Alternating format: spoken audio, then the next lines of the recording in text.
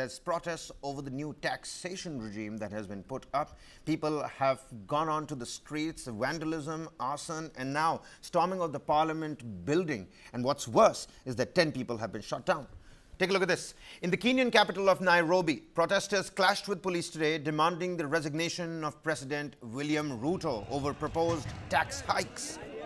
The demonstrations, which began peacefully, turned chaotic as police opened fire on protesters outside Kenya's parliament.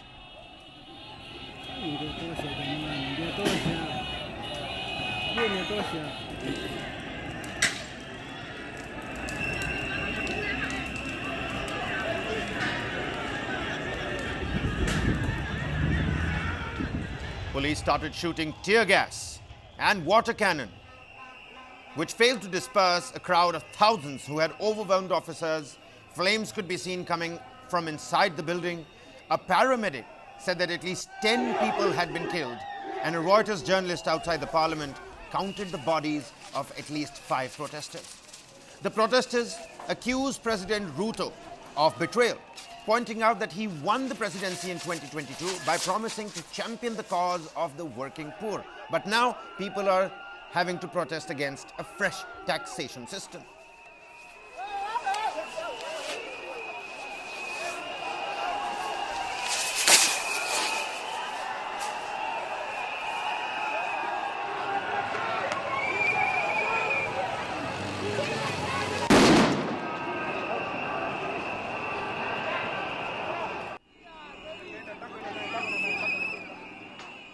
Kenyan police has started to begin to arrive in the Haitian capital as security missions kick off. And of course, the Kenyan police ended up firing upon a medical tent during the protest is what we're picking up as well. Now, various videos showed medical workers holding up their hands as the police approached. Nobody, it seems, is safe at this point in time. They are vehemently opposed to the government's new finance bill, which aims to raise taxes to alleviate the nation's debt burden. Despite the heavy-handed police response, the demonstrators remained resolute. They taunted officers, held up signs demanding, quote-unquote, reject the finance bill, and warned William Ruto's administration of their determination to force him from power. Amid the turmoil, ambulances struggled through the clouds of tear gas, highlighting the intensity of the unrest.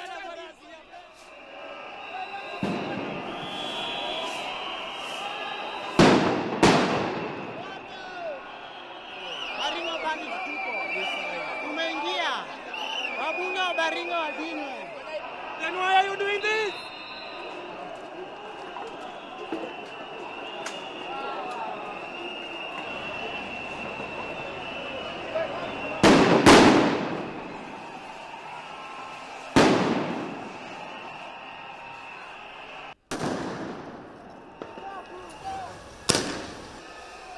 That's the situation on the ground in Nairobi, ladies and gentlemen. We're also learning about unrest in the Haitian part as well. But let's take a closer look at why Kenyans are protesting against the finance bill.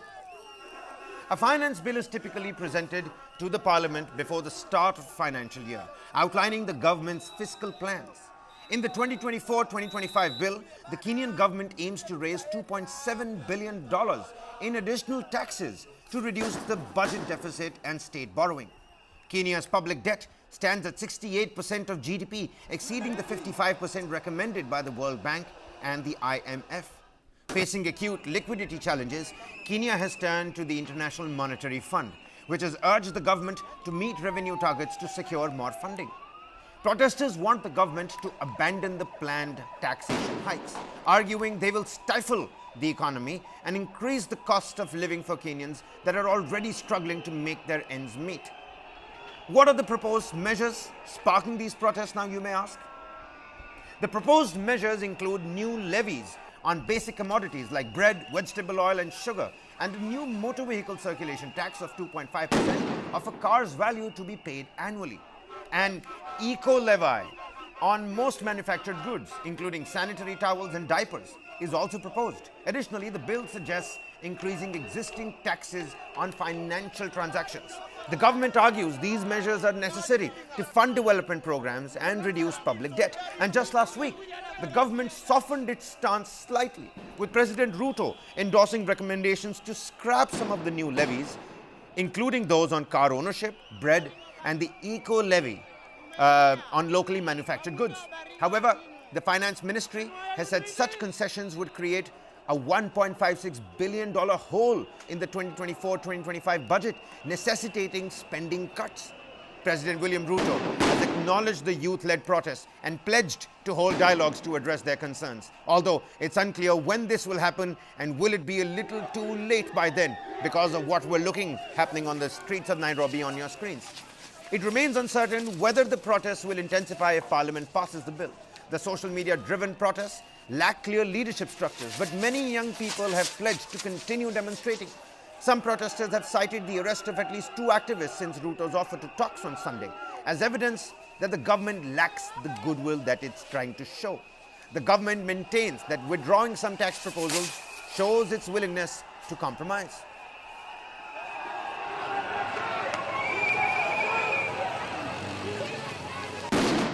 But at the same time, even as all of this is happening and we try to understand what's going to happen, let's take a look at the relationship between India and Kenya. If you have your loved ones or relatives in Kenya, well, this should matter to you.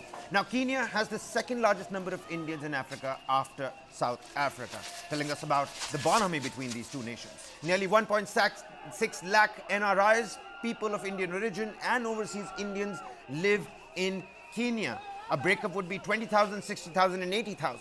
And of course, India is one of the biggest sources of inbound tourists to India.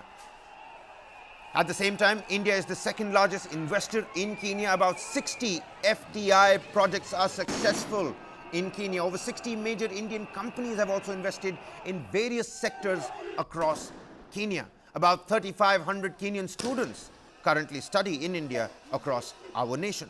Just a little tidbit about what's happening on the India-UK front, India-Kenya front, beg your pardon. But protesters continue to march on the streets of Nairobi.